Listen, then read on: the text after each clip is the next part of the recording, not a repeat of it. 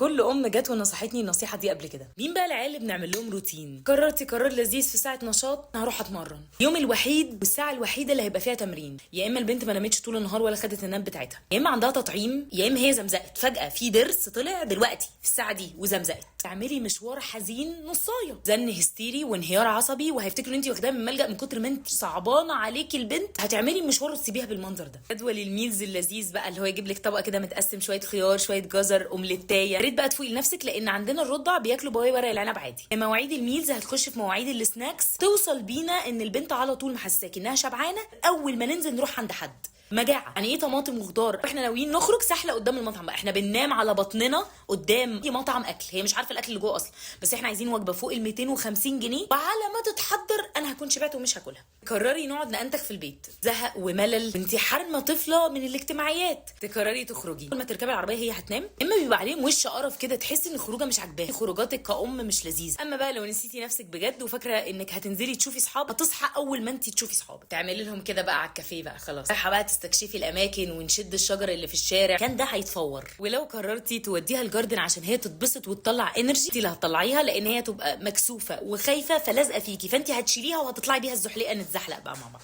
قاعده ذهبيه، سيبي كل حاجه على الله، اعملي حسابك ان مشوار لو في دماغك ممكن ياخد من اسبوع لاسبوع ونص تخطيط، وبعد كده نشوف هيتنفذ امتى بقى.